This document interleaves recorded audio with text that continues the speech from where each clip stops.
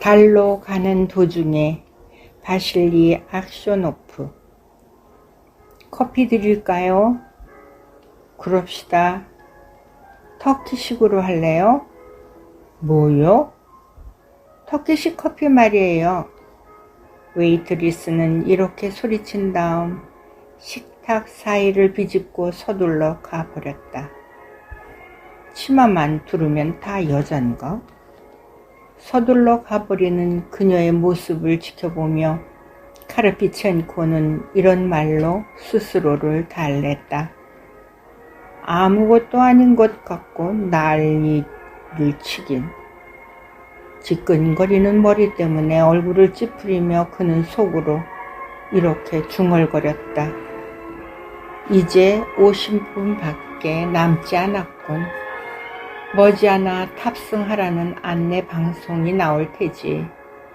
이런 곳엔 아예 얼굴을 내밀지 않는 게 좋을 걸 그랬어.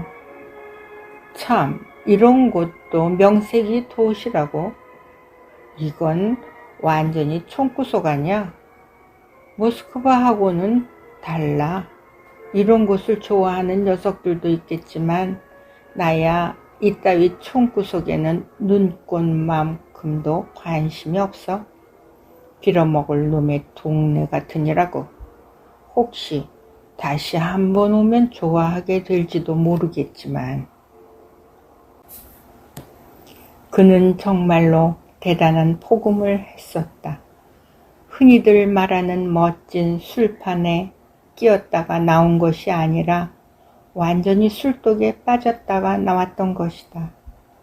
그것도 어제 저녁, 그저께 저녁, 그저께 저녁, 사흘 동안이나 내내 모든 것이 다 야비하기 짝이 없는 반인 녀석과 그의 알량한 누이 덕분이었다.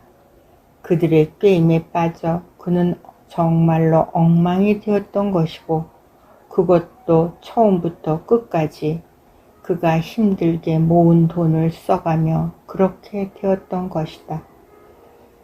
키르피첸코가 유즈니에 있는 공항에서 반인과 우연히 마주쳤던 것은 사흘 전의 일이다.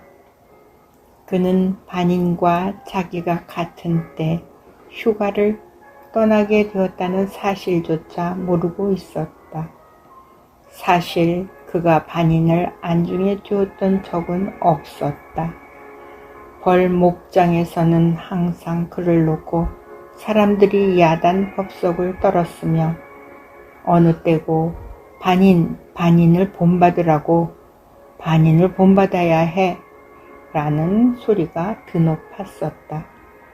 그러나 발레리 키르피첸코가 그에게 단 한 번도 이렇다 할 만큼 주의를 기울인 적은 없었던 것이다. 물론 그도 반인의 이름을 익히 알고 있었고 전기 기술자인 그와 안면도 있었다. 어쨌든 작업이 없는 날이면 사람들이 그를 놓고 그리도 야단 법석을 떨었지만 반인은 대체로 사람들 사이에 묻혀 눈에 띄지 않도록 처신을 했었다. 아, 저 친구가 반인이군. 이봐, 저 친구가 반인이란 말일세. 벌목장에는 반인만큼 일을 잘하는 친구들이 없는 것은 아니었다. 아니, 모든 분야에서 그보다 갑절이나 나은 친구들도 있었다. 하지만 그렇다고 해서 윗사람들의 생각이 바뀌는 것은 아니다. 한 사람을 지목해서 찬사를 늘어놓기 시작하면 그들은 언제나 그를 감싸고 돌기 마련인 것이다. 물론 그런 녀석들을 시기할 하등의 이유도 없다. 오히려 동정을 해야 마땅할 것이다. 바이오클리의 시니친이라는 친구가 있었는데 그도 카르피첸코처럼 트럭 운전 기사였다. 그런데 신문 기자들이 그를 좋게 보아서 더 할 수 없을 만큼의 찬사를 들어놓았다. 처음에 그는 그에 관한 신문기사를 모두 오려서 보관할 정도였지만 이윽고 더 이상 견딜 수 없게 되자 오하오로 내빼고 말았던 것이다. 그러나 바니는 사람들의 시선을 개의치 않고 당당하게 대처해 나갔다. 왜소한 체구의 바니는 자제력을 잃지 않고 깔끔하고 빈틈없이 처신해 나갔을 뿐만 아니라 소리 없이 사람들 눈에 띄지 않게 자신을 잘 꾸려 나갔던 것이다. 작년 봄 통조림 공장에서 생선 내장을 제거하는 일을 맡아 하도록 본토에서 200명의 처녀들을 계절 노동자로 데려왔을 때의 일이다. 처녀들이 왔다는 소식을 듣고 총각 녀석들이 이들과 만날 요량으로 몰려나가서는 소리를 지르고 법석을 떨면서 트럭으로 기어 올라갔었다. 트럭에 올라선 그들은 반인이 한쪽 구석에 앉아있는 것을 보았다. 그는 눈에 띄지 않도록 몸을 숨긴 채 숨을 죽이고 앉아있었던 것이다. 아니, 이게 누구야? 이거 반인 아니야? 사람들이 놀라서 이렇게 소리쳤다. 유준이 공항에서 반인은 둘도 없는 친구라도 만난 양 키르피첸코에게 허겁지겁 달려왔다. 그는 문자 그대로 숨이 막힐 정도로 즐거워하며 말할 수 없이 반갑다고 떠들어댔다. 그리고는 하바로브스크에 누이가 살고 있으며 자기 누이의 친구들 가운데 정말로 삼삼한 여자아이들이 있다고 떠벌렸다. 그는 갖은 미사 여구를 다 동원하여 아주 세밀하게 누이와 누이의 친구에 대해 이야기하기 시작했으며 키르피첸코는 곧 그의 말에 눈이 돌 정도로 혹하지 않을 수 없게 되었다. 처녀들이 떼지어 통조림 공장을 떠난 이후로 발레리 키르피첸코는 겨울 내내 단 2명의 여자만을 보았을 뿐이었다. 하나는 출퇴근 장부를 관리하는 여자였고 다른 하나는 요리사였는데 이들은 사실 여자라고 하기엔 문제가 있는 늑다리 할망구들이었다. 반인, 자네 정말 끝내주는군. 비행기 안에서 반인은 승무원들에게 계속 이렇게 소리쳤다. 여보시오, 조종사 양반들, 화통에 석탄 좀 더 퍼넣으시오. 재치에 넘치는 그의 말을 듣다 보면 이 친구가 바로 그 친구라는 사실을 인정하기가 힘들 지경이었다. 반인, 자네한테 진작 기회를 좀 줬어야 하는 건데. 반인의 누이가 사는 집은 바람에 날려온 눈더미에 파묻혀 있는 것이나 다름없었다. 울퉁불퉁한 도로에는 특수 장비로 제설 작업을 한 흔적이 역력했으나 길가에는 치우지 않은 눈더미들이 그대로 쌓여 있었다. 그 때문에 길가의 자그마한 오두막 집들이 눈더미들에 가려진 채 거의 보이질 않았다. 집들은 마치 참호 속에 처박혀 있는 것 같아 보였다. 바삭바삭하게 얼어붙은 대기를 가르고 굴뚝에서 푸른색의 연기가 피어오르고 있었고 새 둥지가 달린 안테나와 전신주들이 하늘을 향해 사방팔방으로 삐져나와 있었다. 마치 시골거리의 풍경을 바라보는 듯했다. 저 멀리 언덕 위의 대로를 따라 전차가 다니는 궤도가 있다는 사실이 믿어지지 않을 정도였다.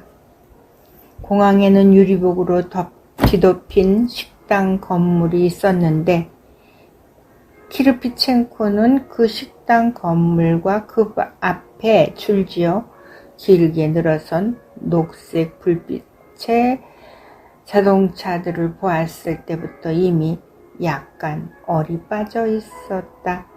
서리가 앉은 유리창을 통해 재즈곡을 연주하는 깔끔한 차림의 악단이 어렴풋하게 눈에 들어오기도 했다.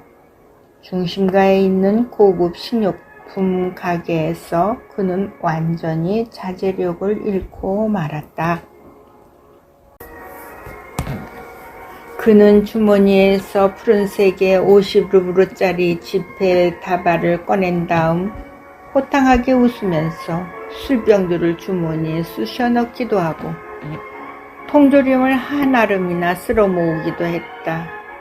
반인도 신이 나서 키르피첸코보다 더 큰 소리로 웃어대고는 그도 역시 이것저것 치즈와 통조림을 골라 잡았다. 반인이 담당 지배인을 구워 삶은 덕택에 소시지도 하나 살 수 있었다. 반인과 키르피첸코는 택시에 온갖 종류의 식료품과 체첸 인구시 지방산의 꼬냑 술병들을 가득 싣고서 오두막으로 왔던 것이다. 누가 감히 그들이 빈손으로 반인의 누이의 집을 찾아갔다고 말할 수 있겠는가. 키르피첸코가 방에 들어서서 보니 그의 덥수룩한 모자가 거의 닿을 정도로 천장이 낮았다. 그는 하얀 면직물 침대보로 뒤덮인 침대 위에 사가지고 온 식료품들을 내려놓았다. 몸매를 가다듬은 다음 키르피첸코는 거울에 비친 시무룩한 표정에 붉고 메마른 자기 얼굴을 흘끗 들여다보았다. 반인의 누이인 라리샤는 키가 작고 통통한 여자로 외모로 보아 보모 같아 보였다. 그녀는 벌써부터 키르피첸코의 외투 단추를 끌어주고 있었다. 그녀가 되풀이해서 이렇게 말했다. 오빠 친구라면 제 친구이기도 해요. 그리고 외투를 걸치고 장화를 신은 다음 밖으로 나갔다. 반인이 꼬냑병에 콜코마개를 따고 칼로 통조림 통을 따느라 정신이 없는 동안 키르피첸코는 여기저기 방안을 휘둘러 보았다. 거울이 달린 장식장, 서랍장, 라디오가 달린 전축 등등 방 안에는 가구들이 상당히 잘 갖추어져 있었다. 서랍장 위에는 전쟁 전 시절에 찍은 보로실로프 원수의 사진이 걸려 있었는데 사진 속에 보로실로프는 견장을 착용하지 않은 채 접은 옷깃에 원수를 상징하는 별 계급장을 달고 있었다. 또한 사진 옆에는 수료증이 담긴 액자가 걸려 있었다. 그 수료증에는 다음과 같은 글귀가 있었다.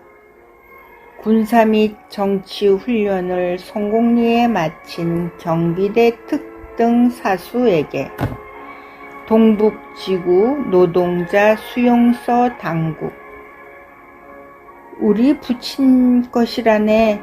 반인이 키르피첸코에게 말했다.